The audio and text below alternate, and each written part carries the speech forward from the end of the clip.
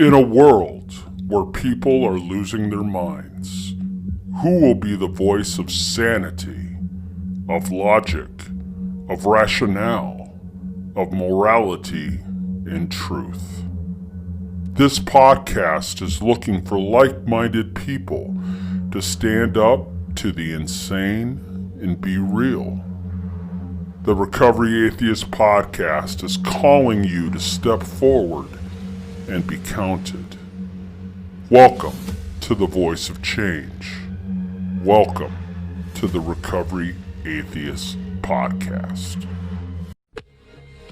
Well, hello out there, everybody in Podcast Nation. This is the Recovery Atheist coming to you live on this wonderful, beautiful Christmas day. I hope you're enjoying the holidays out there. I'm hoping you're having a good time with your families. And I hope you're safe with all the COVID and everything else that's going on and being safe out there. So today, we're going to have a special little podcast on Christmas. And today I've invited my mother to come on to the podcast. And we're going to have a serious discussion about a few different items and topics that we have in mind. How are you doing today, Mom? I'm doing good. I want to wish everybody a Merry Christmas. And it's been good to be with my son Dal. We're enjoying our time together. I definitely agree with that. It's been very good, and it's just starting. Got a couple more days to go yet before they take off back home to the wonderful state of Indiana. Quite of a shock for you coming in on Wednesday, wasn't it, from Indiana with all the snow and the blizzard conditions? Yeah, in fact, my husband said he hadn't seen a blizzard like Duluth had the night we came in. Being out in it, it was just kind of scary.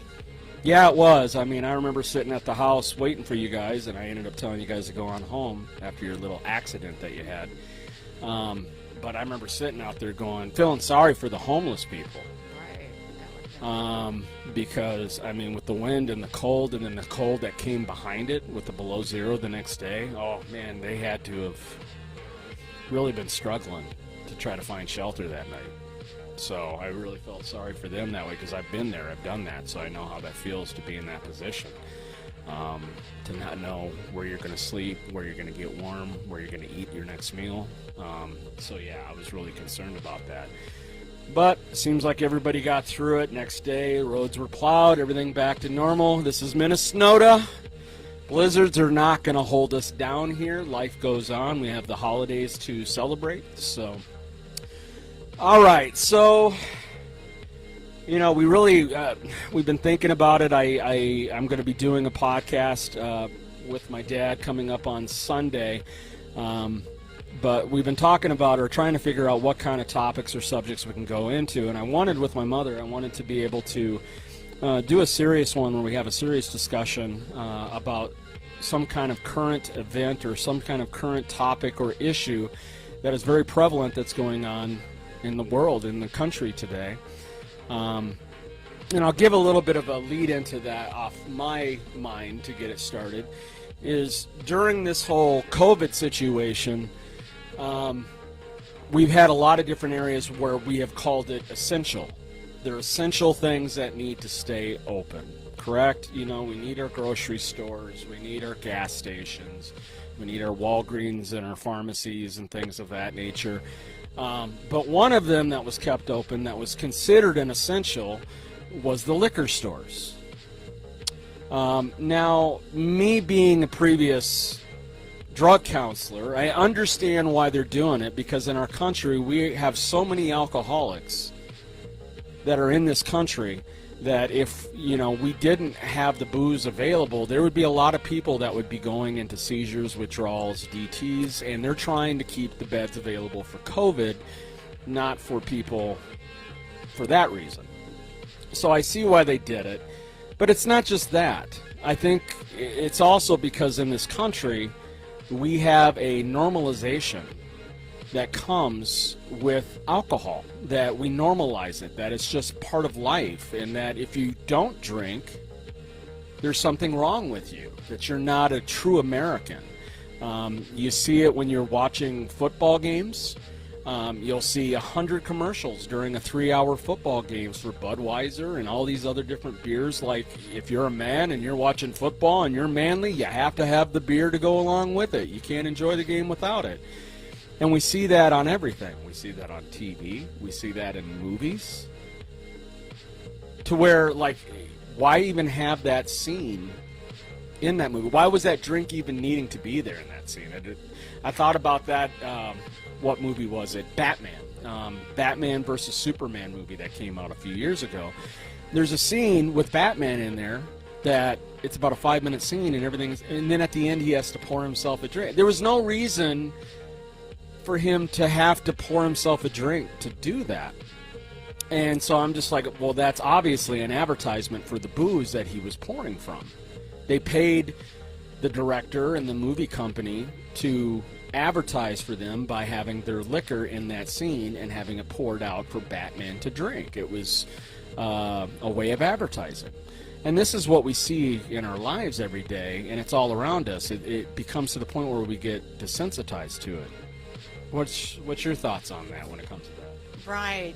With the pandemic and then, of course, the Christmas season, I've been watching a lot of TV, and it just became so apparent to me how it's just pushed on us as being, like you said, the norm. They glamorize it too. They make it look like you can't have fun, you can't have a good time without your alcohol. And I watch a lot of cooking shows, and you can't even cook to them without the alcohol. And I don't drink at all, so I'm not going to buy it to have it in my cabinet just to use in a recipe. So I'm thinking, what do I substitute? And very little, not very often, do they share that with you. You could substitute with chicken broth or something like that. And then one cooking show at the very end, they always have the mixed drink recipe, and they're all sharing the drink. And it's like, I just don't understand why they have to, but that's the way it is. That's their norm. And yet, with the chemical dependency problems that we have in our world today, and how I've seen my son struggle with the alcohol, I think, why aren't we doing something about that? Why aren't we thinking, with the cigarettes? I was going to go there. They stopped the commercials. That was my next step. They stopped having it on TV or whatever because it was hard, And it's such they have such a big campaign against cigarettes and how bad it is for your health, but yet with alcohol, none of that. There's none of it. Drugs too. Right. Say no to drugs. Right. It's amazing the hypocrisy that comes with that. It's like, don't have your cigarettes; those are bad for you. But people are dying just from alcohol, just as not as much as cigarettes. Obviously, they're a bigger killer, but there's still people dying from it. But they don't make a big deal about it. The only thing that they do to show any responsibility for it is at the end of the commercials it says, please drink responsibly. Yeah. That's it. That's all they say, and it's like that frees them of any liability. That makes them feel guilt-free for doing what they do, because we at least warned them. Like, now they have the commercials, if you've seen it, with like Kevin Garnett, the basketball player for the Timberwolves, during basketball games and stuff. In sporting events, there's a guy who goes up to the bar and says, can I get a water, please?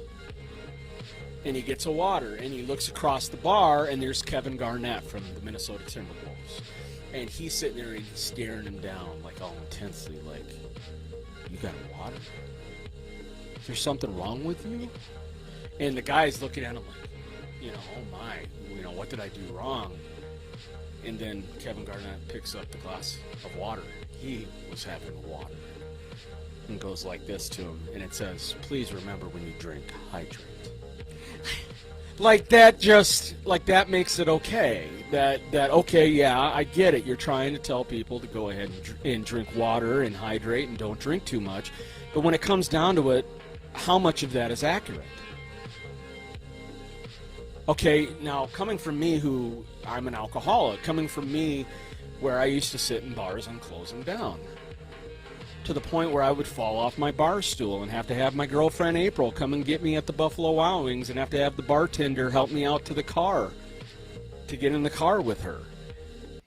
I wasn't seeing a lot of good times. Like if they would actually show in these commercials what these bars really look at like on a Friday or Saturday night at 2 a.m., it would not look like the commercials. The commercials, they make it out like they're on the beach or they're partying and they're meeting hot women or hot guys. They make it like it's a party, right? If they really showed what it would be the 75-year-old who's passed out at the end of the bar with his head literally on the bar because he's been there all day drinking. The guy who's in the bathroom, screwing a girl that he met there, drunk and doing that. A guy's behind the bar, behind the dumpster, puking his guts out from being in there. If they really showed what these bars look like, I don't think it would be so glorified. But that's what we're teaching, and it's not just the adults that we're talking about. We're talking about the children, the kids as well. I mean, the young adults, they've got to sit here and watch these glorifications on TV, on movies, in sporting events, things of that nature. They might even see their own parents and family, most likely, glorifying it. And then we wonder why we have an addiction issue. Or we wonder why people have a hard time with moderating how much they drink, and why it's a problem in this country. But yet we don't think about it when it's pretty obvious, it's in front of you, where we're going wrong in some areas. Right, because I think of children. I know I had one tell me, I can't wait till I'm old enough so I can go to the bar and drink. Because they think it's fun, but like you said, they don't glamorize that other stuff like a hangover or detox or treatment. They actually put you on a guilt trip when it gets to that point, like you can't hold your liquor or you can't stop when you need to stop. So shame, you're weak. Shame on you. You're a weak person for getting to that point where you need help. Well, it says it in the big book that way. It says that people will say, well, why can't he drink like a gentleman? Why can't he just stop? Why can't he just have a couple drinks and stop? As a point of making us feel like we're a weak-minded person if we can't, which is not the case. Obviously, over the years, they've finally figured this out, that it is a disease. It is something that is dealing with the chemical imbalance and the way the chemical are affected in the brain and how it works for addicts when they have alcohol or drugs in general. So it's not a weak thing. It's not being weak-minded. Trust me, when I was sitting there going through withdrawal and being homeless and everything like that, I was not weak-minded. I was sitting there wishing I wasn't in the situation I was, but for some reason I kept picking it up. That is the point of disease. That's the difference. Like people will sit there and go, well, it's a choice. When I have that, the first drink might have been a choice to put myself in that spot, but once I do it, there is no choice. It's just an automatic. It's like I remember many times robotically just walking to the liquor store, even telling myself, Del, you don't need to drink today. You don't need to buy a bottle today. This is only going to get you in trouble. Stop doing this. I'd be at the liquor store buying the bottle from the cashier going, Del, you shouldn't open this. I'd get home. I'd sit there, look at the bottle. Del, don't open it. Don't open it. Just throw it out. Go pour it out. Open it up. No, Del, go pour it out. Throw it back. And once I get that first initial ease, like it says in the big book, the ease and comfort of a couple drinks. Once I get a couple swallows in, it's robotic. It was just like that was what I knew to cope. And that's what I would do. And some people just don't get that. There's a lot, normies are not going to understand that. Like with you guys, you don't understand it. But you've done the research. You've done Al-Anon. You've done certain things to try to figure out. You've asked me questions. If you have questions about anyone out there in your family that has issues with this, ask them about it. Why do they do it? Don't judge them for being weak. Ask them why, because I guarantee you they tell you they don't know. when I was sitting there, all the detoxes and the treatments I've been through in the sober living home, I don't know why I'm there. You didn't wake up one day and said, I want to be an alcoholic. Exactly. And you don't, growing up as a kid, when you were growing up as a kid, you didn't go, when the teacher asked, what do you want to be when you grow up, you didn't say, I want to be a drug addict or an alcoholic. You want to be an astronaut, a fireman, a police officer, a doctor, whatever it is. So this was not my plan. My plan for my life when I became an adult wasn't to be in Duluth, Minnesota in a sober living home battling through 8 treatment facilities and sitting on almost 10 months sober right now, battling over the last 6 years to try to get any amount of sobriety. That was not my goal here. But I think some people think it is, that I just choose to do that. I didn't choose to put myself in the situations I've been. I'm sorry. If you don't think that, if you think I'm weak or, that I'm someone who is lying about that, that's your perspective and your opinion. But truthfully, you're wrong. It's a hard way to go. It is. I hear people say all the time about treatment that are in recovery that it's a hard road to go down recovery, which it is. Don't get me wrong. There's a lot of work that you have to do. I'm in the middle of it. There's a lot of work that you have to do, and you have to stay very consistent and determined, motivated to do it. Focused, yes. But at the same time, the easier way out for me right now isn't recovery. The easier way out for me would be to just go ahead and have a drink, right? That's what they would tell you. But the truth is, when I was drinking, it was so hard that the way I'm living today is actually quite easy. It's nice to know I can go home and have a bed. It's nice to know I have a job and have money to be able to live on. It's nice to not have to sit there and wonder when I'm going to get my next drink, or where I'm going to be sleeping that night, or when I'm going to get my next meal, or am I going to get mugged, or whatever it is. I don't have to deal with that headache anymore. It's actually easier for me in recovery to stay focused because it's not as hard as what people make it out to. It's that fear, though, of having to give up what you know. That's where it's hard. I've known that lifestyle for so long. And that's where it coming back to the topic of the normalization of the glorification of booze, and alcohol, drugs in general. That's what happens, is you get comfortable in that, and then the change becomes hard. You don't change anything if you're comfortable with it. If you're comfortable with your job, relationship, whatever it is, you don't change it. It's when you're uncomfortable, when it's not working for you anymore. That's when you do it. And when it comes to alcohol, drugs, the person who is in that situation has to get to the point where it's not working anymore and truly believe that.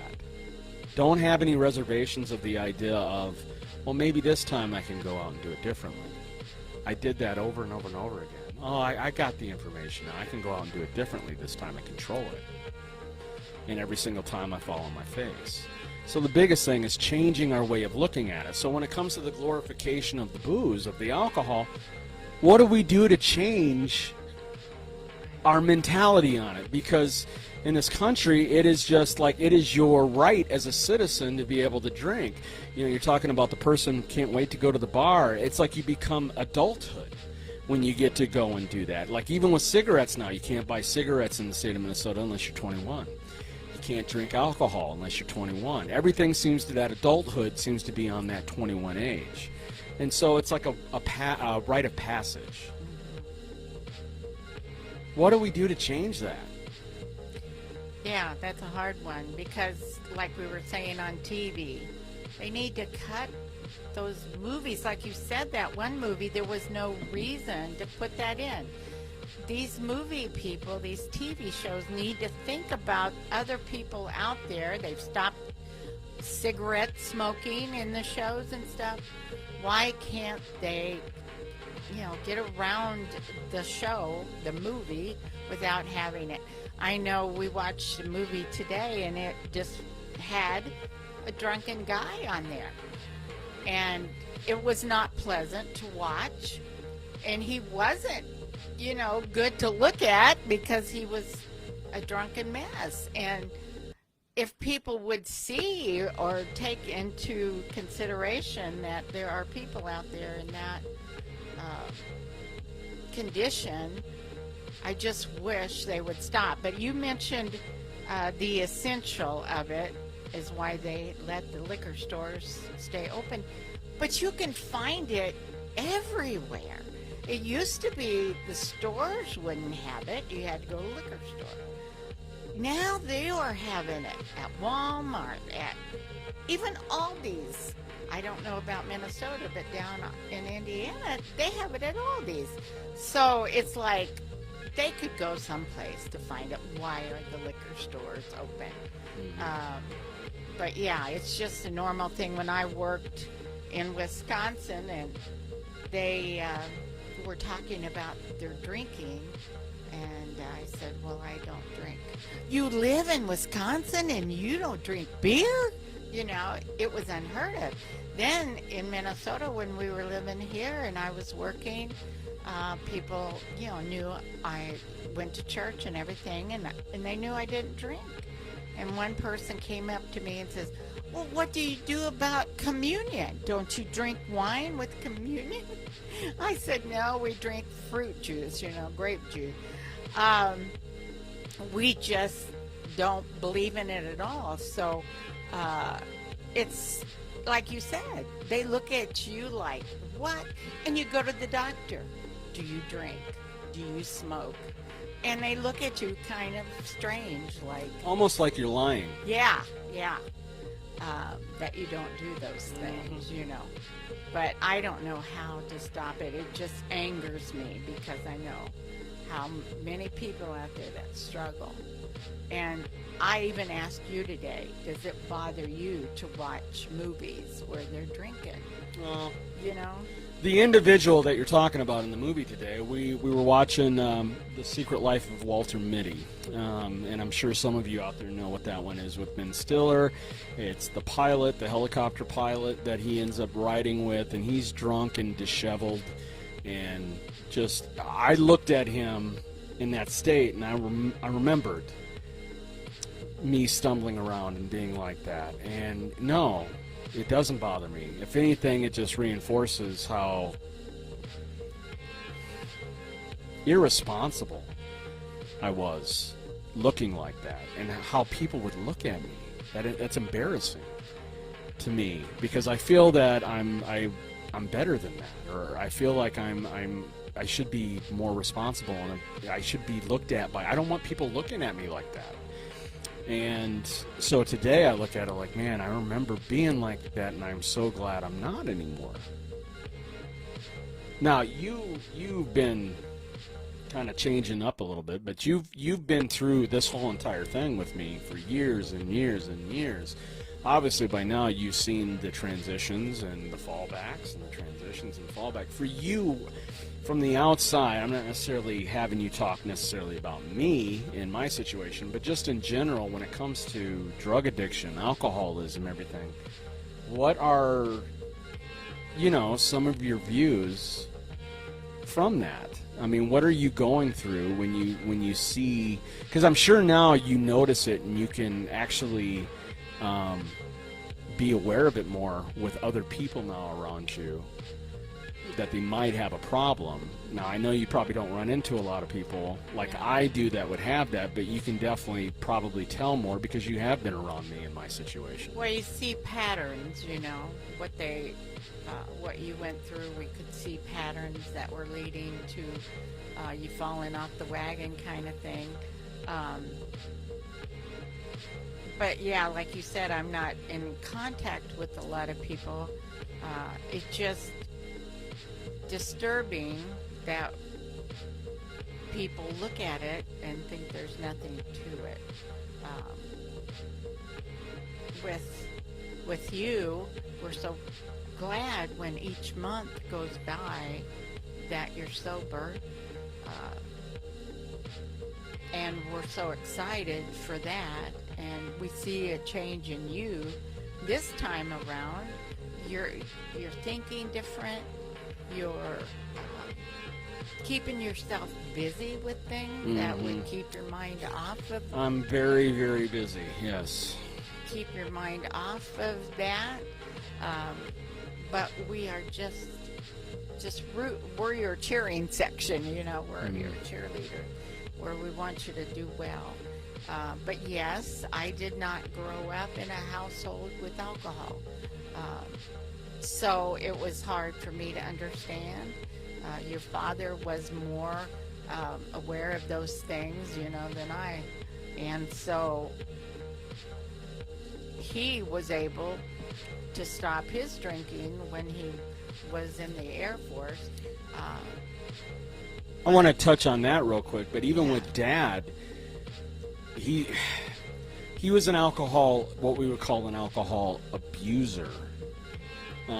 There's a difference. I don't look at Dad as a true alcoholic, because when he's asking me questions like, why can't you just put the bottle down? Why do you have to finish every single bottle? That's not the words of an alcoholic. You didn't understand. He would know why. If he was a true alcoholic, he would understand why I have to finish that bottle. That's our ultimate goal, is to finish that bottle and get another one. You know, you've seen it where I have bottles all over the room. Yeah. Okay, the ultimate goal is to try to get as many bottles in that room finished as possible in as soon an amount of time as you can. That's truly was my mission. If people really understood what true alcoholism and what it really looks like, and they don't really see the alcoholic 2 a.m. in the morning, alone, locked away in that ultimate despair and just self-destruction. They don't see it. The times I would sit in the hotel room and just be done with the world. Just, maybe I won't wake up. Maybe I'll drink enough of this that I'll pass out and I won't wake up, and then I won't have to deal with it anymore. These are the thoughts that alcoholics have, but people don't understand that, how bad it gets. They think it's just, like overeating. That's the problem I have. It's not. It's completely different than overeating. It's completely different than cigarette addiction. Okay, I vape, obviously. I've smoked cigarettes. I finally got myself down to mainly vaping. I might have 2-3 cigarettes a month, if even that now, which I'm proud of. And I'm gradually reducing it.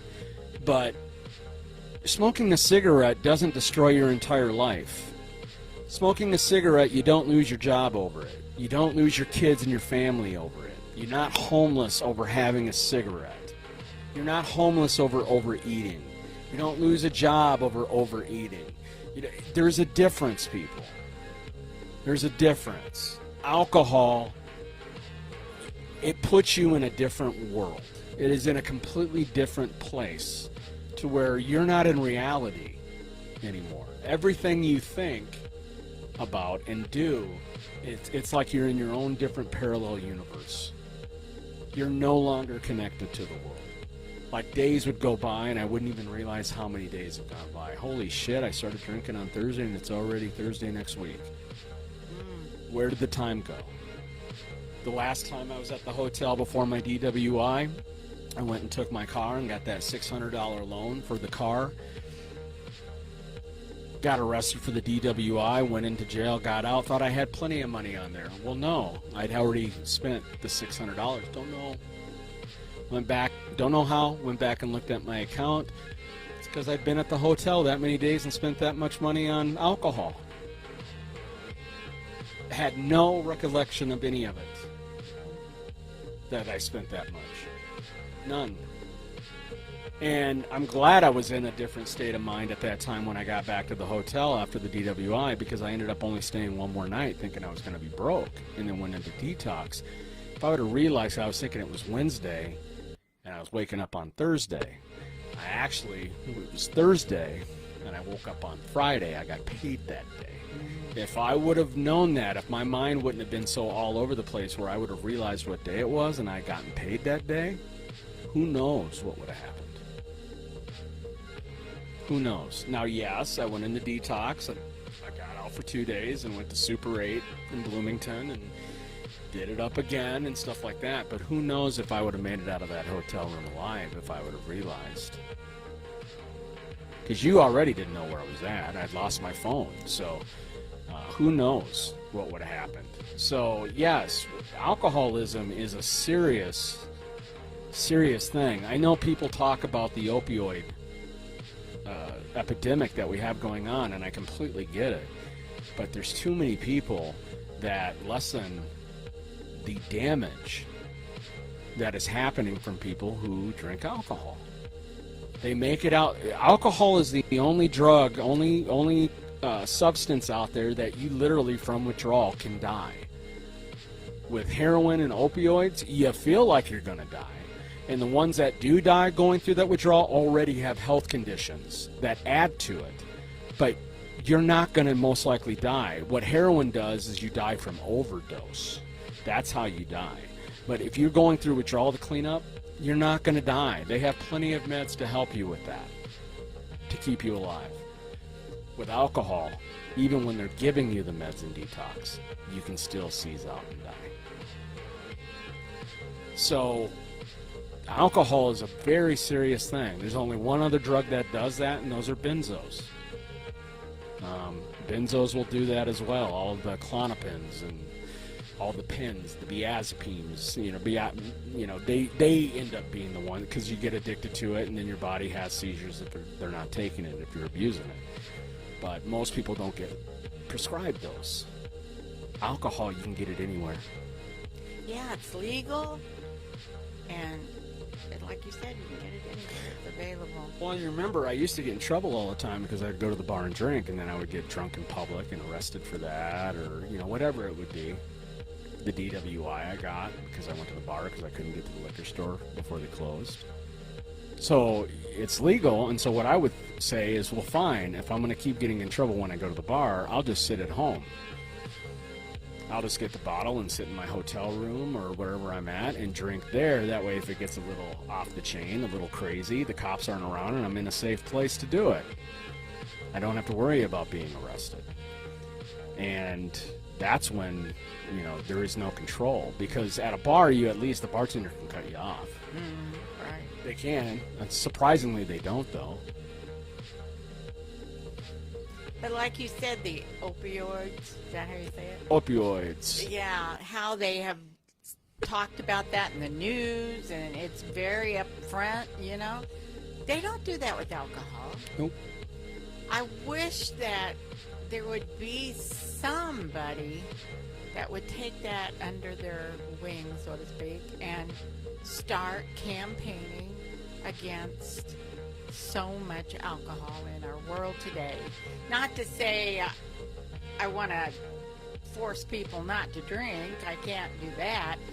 But if they would make it to where we are in an epidemic of chemical dependency and how we need to stop it. I mean, they complain about all the tax dollars that go to help people in treatment. They want to stop it. They could. But they say that, but yet these are the same people that have a tax on the booze. Yeah. These are the same people that make taxes off DWI and arrests that are alcohol related. Like my DWI, it's a $600 fine. Okay, now that's not a lot. I mean, other guys I know have had $2,000-$3,000 fines for it. To reinstate my license, it's going to be $658. Okay, so I mean, they're also making money off people's misery. Yeah. Because of it. But getting back to that, the idea of obviously we cannot, getting back to the history of alcohol, we cannot force people not to drink.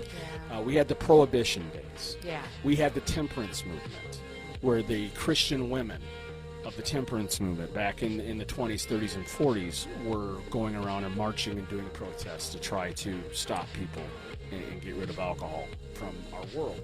And when the Prohibition days went down, our drinking actually went up by 60% in this country.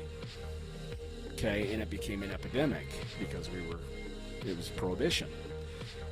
And what we find with that is, especially with the mob's help, they continued to drink. It didn't stop. You had your speakeasies. We got one in Minneapolis. The 5-8 Club used to be a speakeasy down there. I love their Juicy Lucy's now.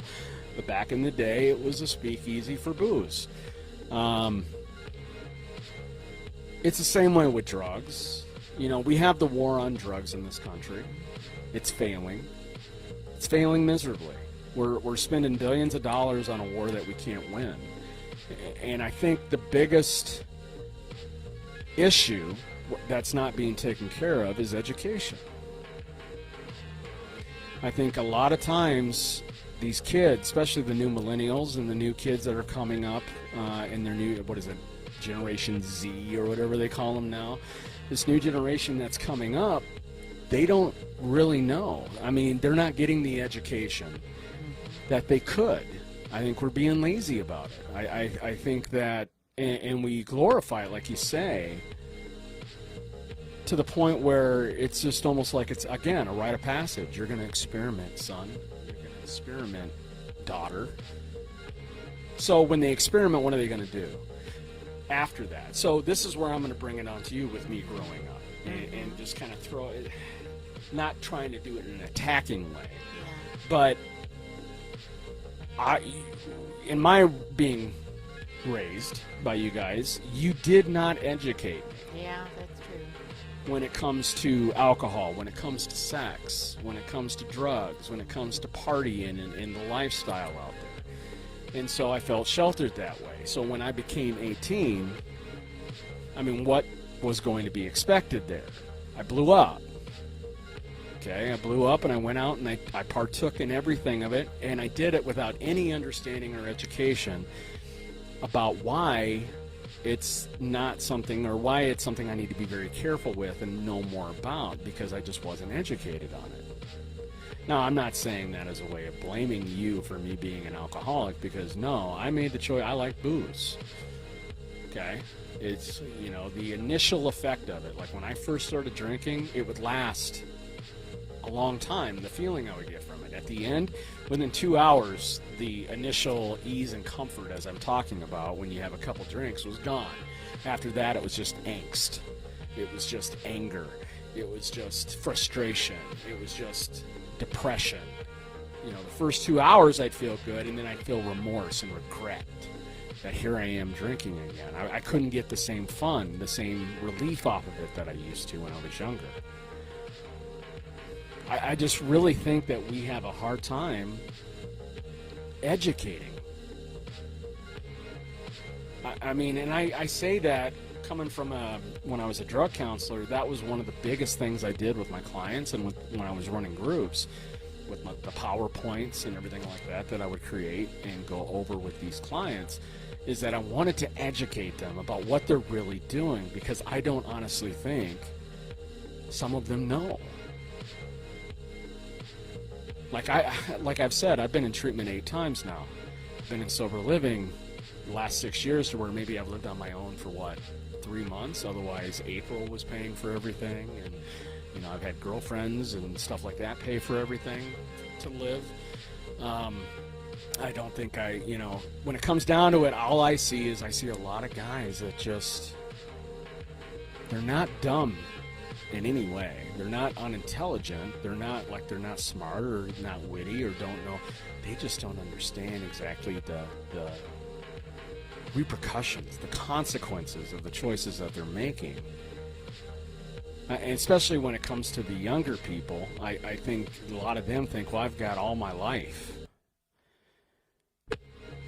I mean, to the point where I sit and I look at them and go, I wish I could go back to your age and make a change. Don't be me.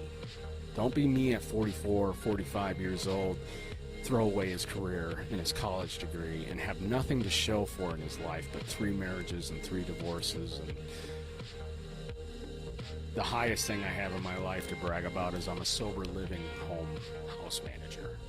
Now, don't get me wrong, I'm proud of that, because from where I was at, it's like the rising phoenix out of the ashes, coming back from being burned to ash to be where I'm at today. So no, I'm proud of it.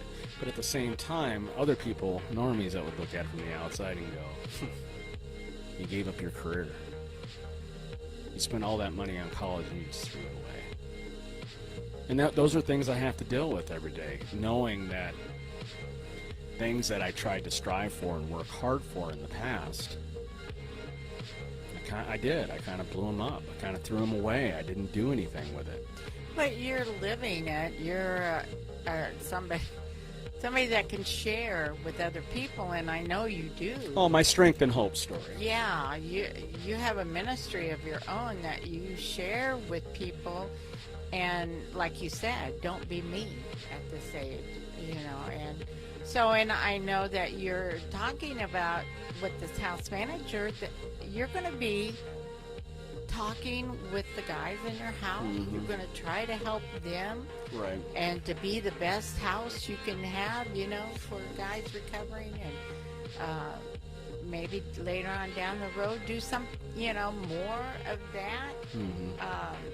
Maybe it's not quite what you went to college for, what you thought you were going to be, as far as with the life. Well, they say you don't always get what you want; you get what you might need in the situation. I feel that very much right now in the situation I'm in. If you would have told me, last year at this time, you and I and Dad were at the Minneapolis home for Christmas. I was dating someone at the time, but was starting to fall. Slowly starting to get frustrated at that time. But if you would have told me I'd be living in Duluth, and that I'd have a good full-time job, that I've been working 7 months now, that I'd be living in a sober house as long as I have, and that now I'm in a sober home that I'm going to be house managing, and that in the future there could be a spot maybe at a treatment facility here in town that I could possibly be a tech or a peer support specialist. And that I would be as happy as what I am today, then no. Back a year ago, I would have told you you're full of shit. That's just the truth of it. It wasn't something I could see. It wasn't something that was on my radar as something that was accomplishable. It was something I couldn't accomplish. I wouldn't think anyway. So, yeah, you don't always know what's going to happen. You don't always know what direction you're going to go in and what's going to happen for you. So I think, getting back to the education part of it. Yeah, just get back to that. Yeah, I just think that, the more we educate and the more people know about the actual true facts, I think there's a lot of wives' tales as well, myths about alcohol and about what it is. I did it in treatment and what addiction is as well. There's a lot of stereotypes, or like I did an episode recently about it where it's like people think it's a vacation to go to treatment, that it's like enjoy your vacation. I wish I could be off of work and do that. It's like, you don't know what treatment is, people. It is not fun. You have it's no different than jail. Your rights are taken away. You just are not in a jail cell, but your rights are taken away. You get told when to go to bed, when to eat, when to sleep, when you need to be in group, when you get to do anything. Okay? That is part of the program. If you do not follow the rules and follow the treatment and be accepting to treatment, you get discharged. So, it is not, it is a commitment. You have to literally give up your free will when you're in that situation, and literally open up your ears and shut your mouth. Yeah, and the education part, as you were saying, as a child, it seems like each generation does what they know, and my generation as a child growing up, that wasn't even talked about. And then with you, I didn't even give it a thought. It got passed down that way. Yeah, I didn't even give it a thought that it's something.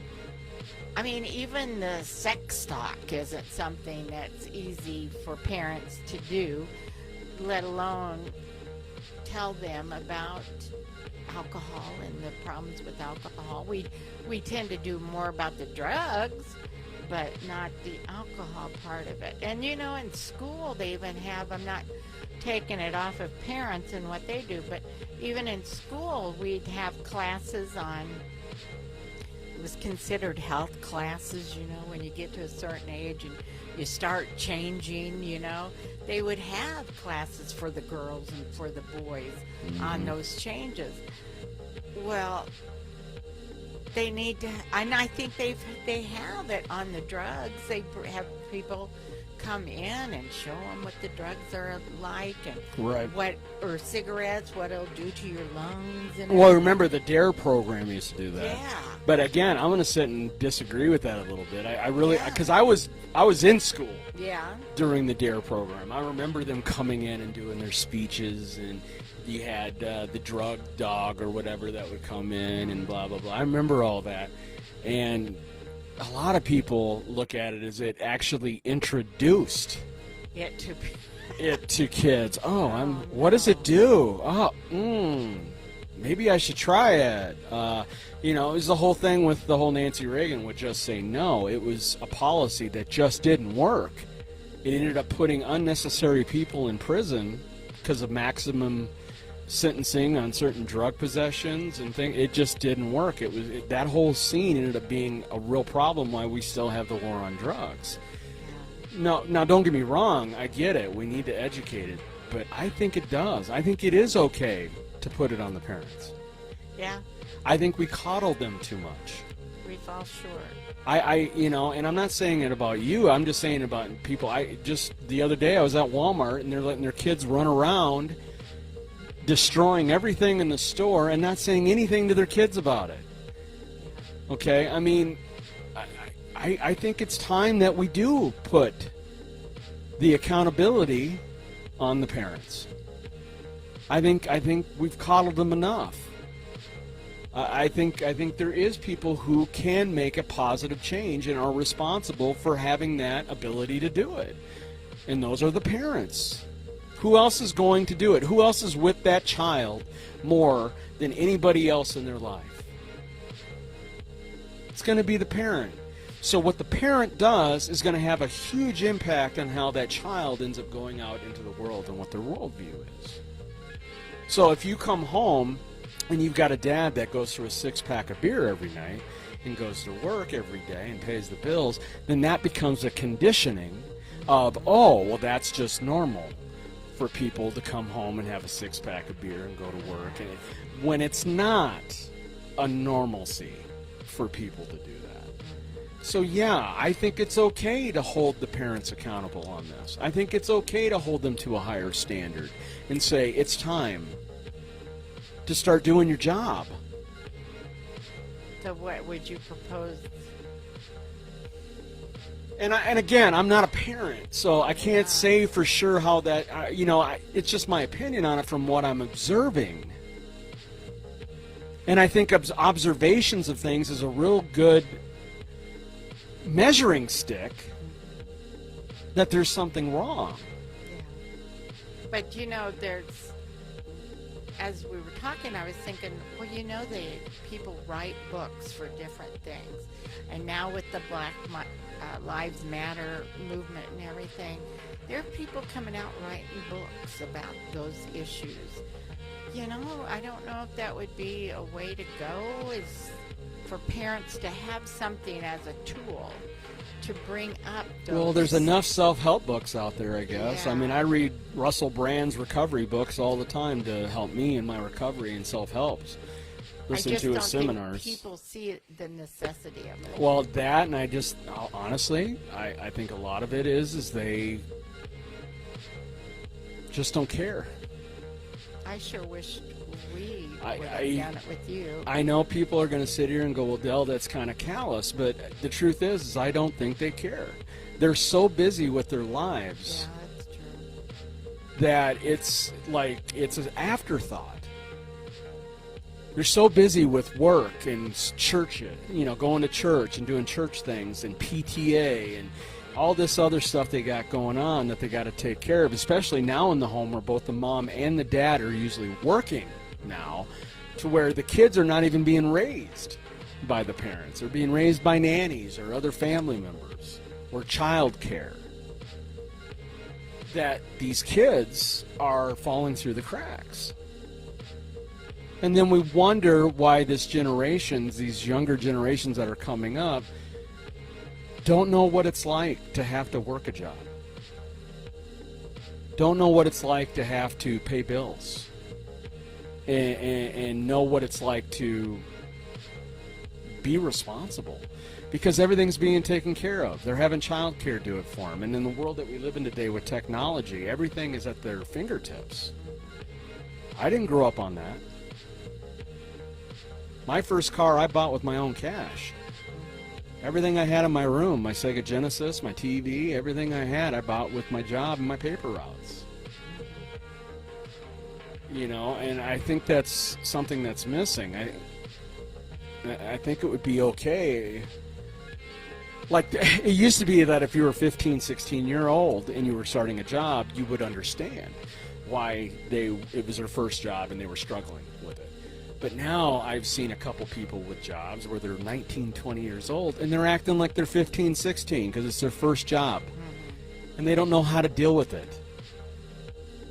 That's not good.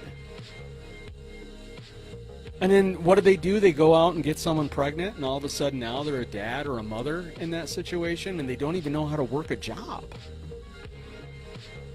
Yeah, we're failing with our children.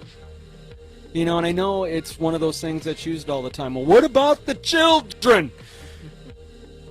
Let's save the children. What about the children? That's used a lot, but it is true. You got to look at, these are going to be the generations coming up that's going to have the biggest effect on our worlds that we're living in today, and what our politics are going to be, what our lives are going to be like, what the climate and the world is going to be out there like that, what the economy is going to be like. What are we truly teaching? They care more about the environment and all that than actually putting in a good day's work and making the money to pay the bills. You know, chaining yourself to a tree is not going to pay the bills. There's other ways to handle some of this stuff that you're upset about. And doing that is not going to change it. You know, and I think that's it. I think when it comes to, we're talking about glorification, we're talking about all this stuff, is I think there is a big lack of understanding and accountability for what people do in their lives every day. We don't realize that the actions that we decide to take has a ripple effect. It's a butterfly effect. What I do here down the road can completely have a different effect on people down the line. So every single day that I'm out here living, I'm looking at what I'm doing with my behavior is, okay, is this going to just help me and be selfish and completely upset tons of other people? Is this going to have a huge impact on other people that really don't deserve to have that impact? I mean, it's one thing if it's something I have to do because it's necessary and it's going to involve somebody and it's going to upset them. But why go out of your way to do it? You know, why do we think that our little bubble is so important? That's the biggest thing in my mind today that I'm starting to learn about myself, is why do I feel like I'm the center of the universe? And we do that a lot. So many people out there that just walk around like not even noticing what they're doing around other people. And if you call them on it, they're like, you know, F you. You don't get to tell me what to do. It's like, no, you're being rude. You're being inappropriate. They don't like it when you call it on it, but it's the truth.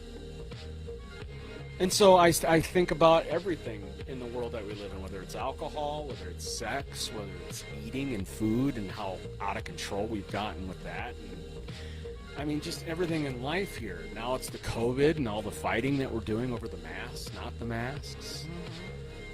The economy now, you know, Trump, any other day he would have signed that bill for $600 for people because it was cheap. No, all of a sudden now he's saying, I want it to be $2,000, knowing damn well the Republican Party was going to cut it down. It's his last FU to everybody who didn't vote for him. just to put it off longer so people don't get help. World's messed up. It is messed up right now. And like the people that listen to my podcast that are overseas, a lot of them listen to me because I talk about these things. They look at our country like they don't understand why we do the things that we do. Why we would even vote a guy like Donald Trump. They don't get it. Used to be America, used to be the country you want to We're a joke. be from. But They laugh at at that us. way now. It's a joke. They laugh at us for the decisions that we're making. They're over there keeping people alive through COVID. We're sitting here continuing to kill people. All because I don't want to wear a mask. You can't. That's my right. This is America. That's my right. You can't take my right away. I can't breathe with it, so I have to take it off. Fuck you. You have no problem putting a scarf over your face when you're out in the cold and doing that. I mean, it's just, I don't know. What are your thoughts? I mean, what if you were going to give advice out there or just throw something out there for people to chew on, to think about? What behaviors or what ways can we, whether it be with alcohol, whether it be with just the life that we live today in this world, what can we do to try to make this a better place? I mean, it's Christmas today. We got the new year right around the corner. Hopefully 2021 will be so much better than 2020, right? I don't think it can get any worse. I think we've hit bottom on that. But what can we do to finally start making things feel right again? Well, I think you've mentioned it in a lot of your podcasts, but put yourself in the other person's shoes, so to speak. Yeah, we just need to be. I was at this place. We go and get water and ice from this ice machine thing because we don't like the taste of our water down in Indiana. And my husband, Surprise. My husband likes We ice. got clean air, clean water, nice trees, good environment here in Minnesota. Yeah. No smog. And there was a black man there, and he said, "Do you want help carrying those to the car?" And I just said, "No, that's all right, thanks. I can get it, you know." And something just tugged at my heart to say, to go back and say, black lives really do matter. Oh, You no, know? don't be saying that too much Yeah. now. With tears in my eyes, you know, because I wasn't brought up that way to see the color, you know, of their skin. And Neither was I. yeah. So, yeah, our world is really messed up, and to me is to think about the other person. Mom, as I grew up, always said, and I think a lot of people relate to this, don't say anything, you know, negative or how did it go? If you don't have anything nice Nice to say, don't say it at all. I probably said that to you a lot. Mm-hmm. And- I still go by it. And treat people as you want to be treated. You know, yeah, people's lives are so busy, and they're just time in their world for them and their children. They're running here and there with their kids, all kinds of events, and we didn't do that. I didn't do that as a kid. We went to school, we came home, we went to church. That was about it.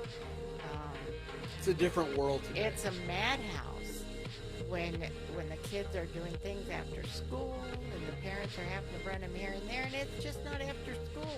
It's on the weekends too. They never get a break. And I just feel for them all. I wouldn't want to be a parent of small children in this day and time. And all I can say is reach out to people that are going through what you're going through. Don't hold back if you need to talk with somebody because things are getting just so out of hand.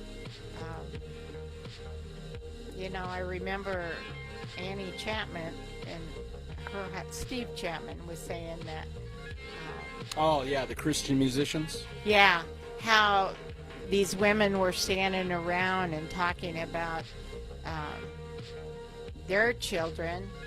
This one had all little children, and they said, "Oh, you know."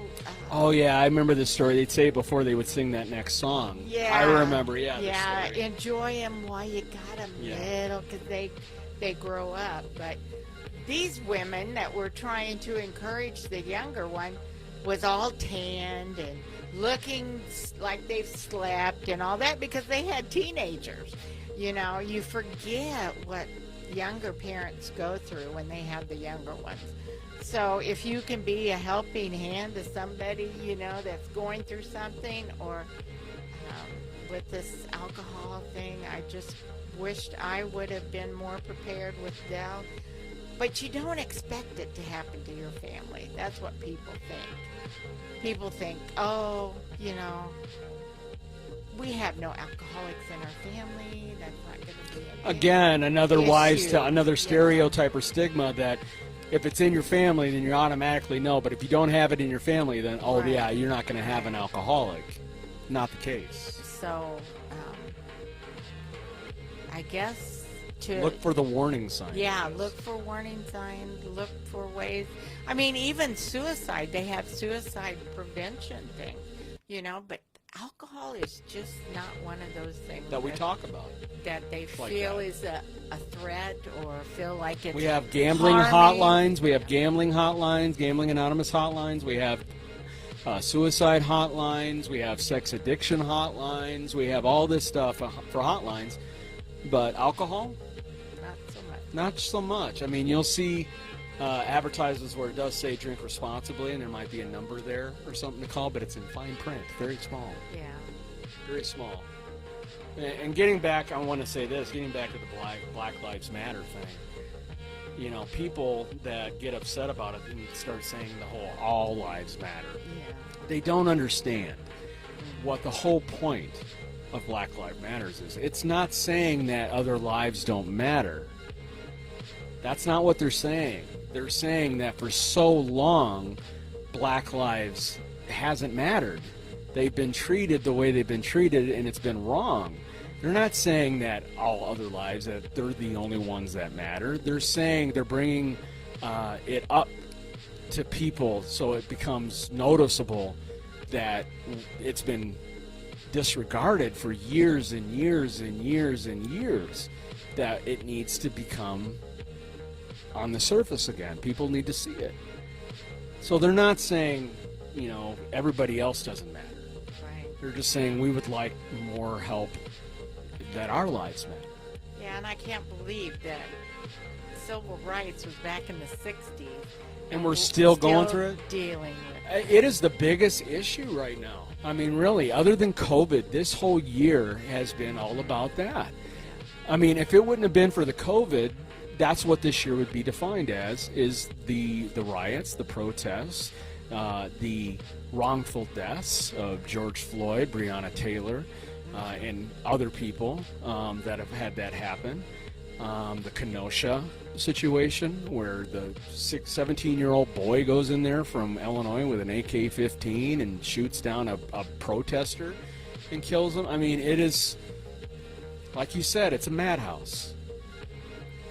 And you know, they said that, you know, I've learned this year, you know, from different talks, different shows or whatever, that black people have a different talk with their children. You know, that as white people don't. You know, you have to be careful when you go out there. Without a doubt. You're not looked at the same way. Without a doubt. And different things, you know. And they have to say, you know, be careful, do what they say to do, you know, your lives could be in jeopardy. Me being pulled over by a cop in a car is completely different than a black man being Right. pulled over by a cop in a car. So I guess we need to be having those talks as white people. We need to have those talks with our kids about treating everybody The same. the same. And the thing with that is, I hear people all the time, white privilege, it doesn't exist. You are so full of shit if you don't think white privilege exists. I know. It's happened to me. Many different situations I've been in that if I was a black man in that situation, the cops it would have been a completely different scenario in that situation. I know it for a fact. Stop lying to yourself. Stop believing things that are not true just because you don't want to accept it, or it's almost like out of sight, out of mind. I don't want to think about it. These are true issues, and they're not going to go away. They're not. This is what black Americans have been trying to fight for decades, and we're still battling it. Right. They're still having to battle with it. Isn't it about time to say enough's enough? And that's what Black Lives Matters is about. It's enough. We've had enough. That's what they're saying. We've had enough of it. And I have no right. I have no problem. They have every right. I have no problem in supporting that. Now, some of them are taking advantage of it and using it for riots and things like that are not correct. But the ones who truly believe in it and are doing it the right way, I am there for you on that. There is no, you have every right to feel the way you are. A woman should be, a black couple should be able to sleep in their home and not worry about cops breaking in and shooting you in your own bed. A man who does a $20, counterfeit bill at a Cup Foods in Minneapolis should be able to get the same treatment as I would be in that situation. I wouldn't have been treated that way. Guarantee it. There's no way I would have been treated the way George Floyd was treated. No way. He deserved better than that. Even if he was high on drugs, even if he did do the, crimes, even if he had made mistakes and had done things in his past, he did not deserve to be in handcuffs with a knee on the back of his neck and be dead now for it. No one deserves that. The guy who got shot in Kenosha, getting into his car with his kids in the car, and the cop comes up, grabs his arm, and shoots him 7 times point blank in the back. Nothing in that video showed me that even needed to happen. No matter, even if he was threatening the police, even if he had a knife on him, you have tasers. Right. There was no reason for any of that to happen the way it did, and it needs to change. So yeah, when we look at this world, we look at the country that we live in, things have to change. I'm hoping now that and I know everyone's like, well, he's not going to be the savior. Yeah. With Biden, I get it. But what I like what he says is the part of healing. We need to heal. We need to heal. And that's the biggest thing with Biden that I like is give us a chance to breathe. With Trump, it has been nothing but poke the badger. Do whatever it takes to agitate people. And get things started. Get things, ramped up and make people upset. Biden's like, let's just take a break here. Let's take a breath. Let's look at what we need to do. Let's stop living in the problem and let's live in the solution. And that's the biggest thing in my life today now that I'm sober and doing what I'm doing is I live in the solution. So what do you mean by that? I hear you say that all the time. Don't look at the problem. Live in the solution. Good question. So my way of looking at that is anything that comes up that could be a problem in my life. Give an example. What would you look at in your life as being a problem? Making ends meet. Okay, so paying the bills. Okay? So you have a bill getting ready to come up. It's in a week and you don't have the money. The first question I'm going to ask you is in that moment that you feel that anxiety over it and you feel that frustration and everything, is there anything you can do about it? In that moment? Probably not. Do you feel that you are wasting a lot of unnecessary energy on something that in that moment you can't control? Yeah. That's living in the problem. Okay, when I have a problem arise like stuff like that, like the whole DWI, wondering what was going to happen with it. When I got here in Duluth back in April, end of April, didn't know what was going to happen. All the court cases were getting delayed because of COVID, everything like that. I didn't know what was going to... Now, what good would it have done for me to sit in that problem for the next 9 months worried about what's going to happen? Would it have possibly distracted me away from doing what I really, truly needed to do in that moment? That's living in the problem. What would be the solution then in that situation for me? Live in recovery. Do the things I need to do to get myself in the right place so when it does come time for that court case or whatever to come through, I'm in a better place to be able to handle it. So for you in that situation, if the bill's due in a week and you don't know how you're going to pay it, what do? You don't live in the problem of, oh, the world's going to end. You live in the solution. So you start looking for viable ways to be able to deal with it. Maybe call them. Try to set up a payment plan. Maybe find someone who you can borrow it from. These are the biggest things that we talk about when we're in sober living houses, is there's always other options. I always use the line, and I know some people get mad at me when I say it because it's about a cat, but there's always more than one way to skin a cat. Okay? There's always more than one way to deal with an issue.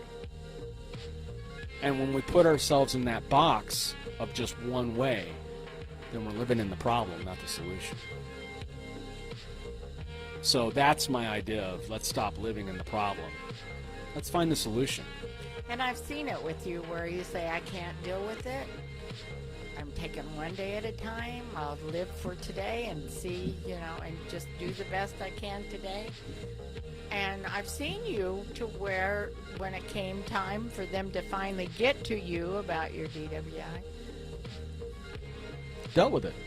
You dealt with it. Dealt with it. When it came time for me to deal with that court case, and I had to talk with the DA and had to talk with the judge, and I dealt with it. I was honest with the judge, told him my situation, and with that honesty and with not the feeling of catastrophizing everything that's going on with it and being like, hey, I made a mistake, I'd like to move on with my life and live in the solution, it worked out. That's the biggest thing a lot of times with a lot of people is when we're going through a problem, we think the worst.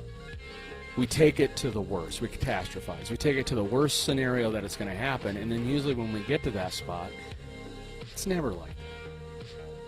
It's never as bad as what we thought it was going to be. But yet we sat there for the last 6 months fretting and worrying and letting it eat at us, when really, when it got down to it, it really wasn't something to really be concerned about. So when I deal with stuff like that, yeah, there's lots of things that I have that are on my plate in my life that, that's going to the back burner for right now. There's nothing I can do. What can I do right now? I'll deal with that when the time comes. Right now, these things here I've got to deal with first, and then that will come along when it comes. Yeah, we think that way with totally being retired. We're retired from secular work, but we have the ministry that we're still in, and we think about, how's that going to be? We've decided just to set some money aside little by little and let it, and we'll just see how it goes, see where the Lord takes us. Well, look at your situation. I mean, you guys have not been rich.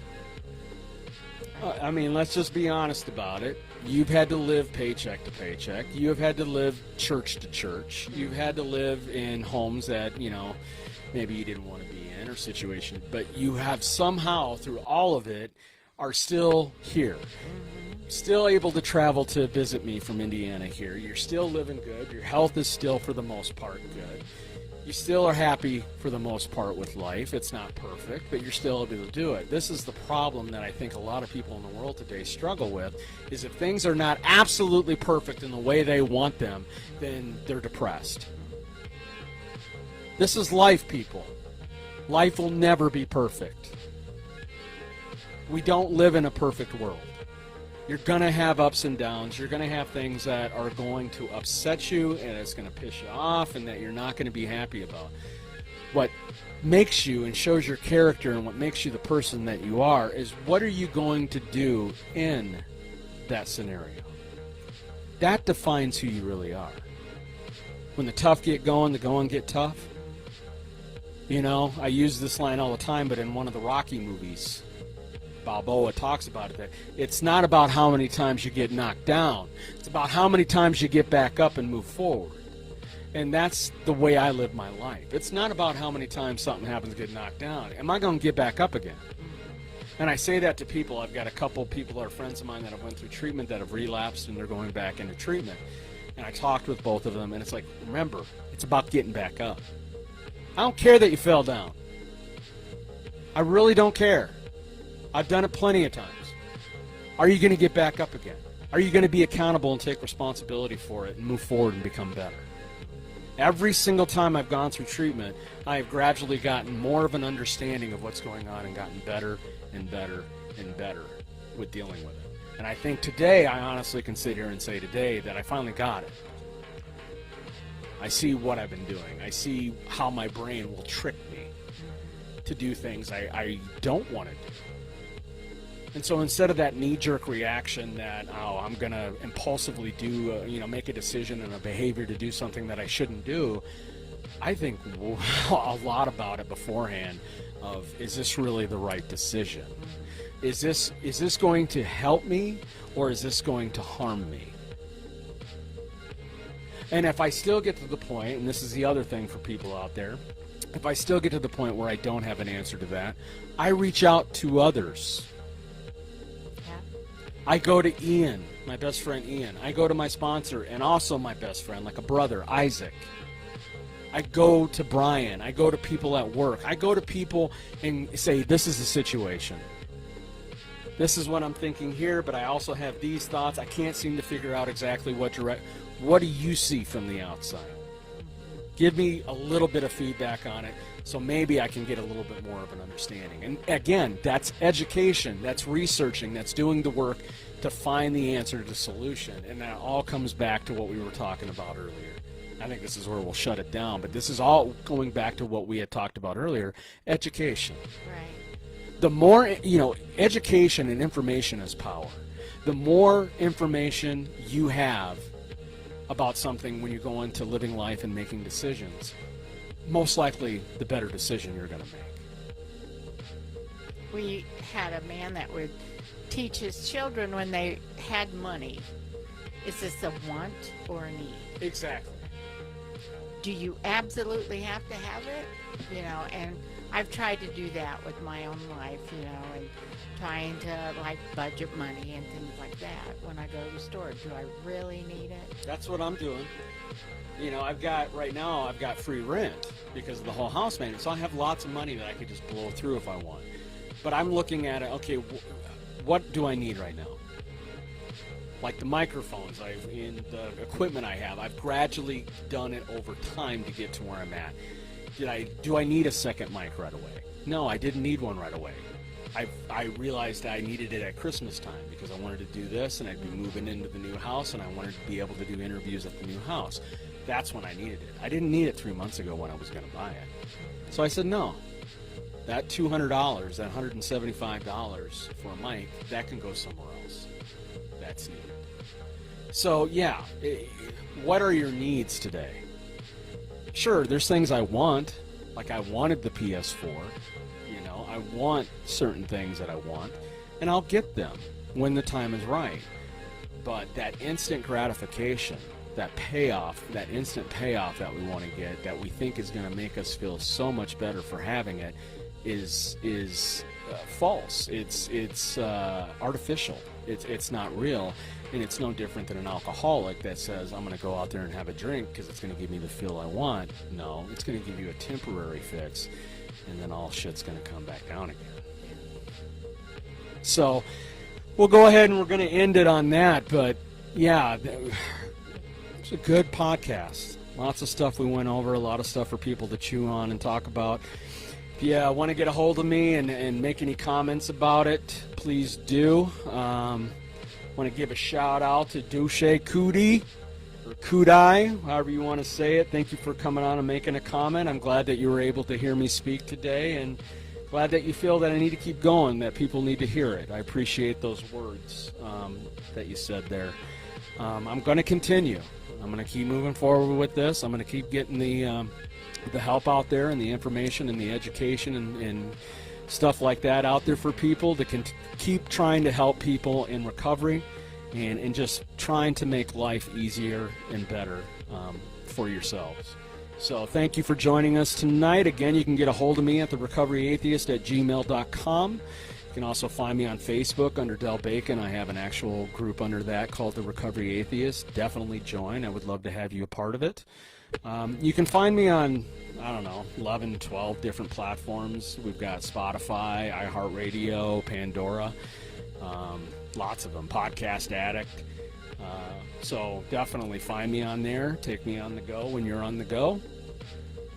Just want to say be safe out there. Enjoy the rest of the holidays and the new year. And I love everybody. Peace out.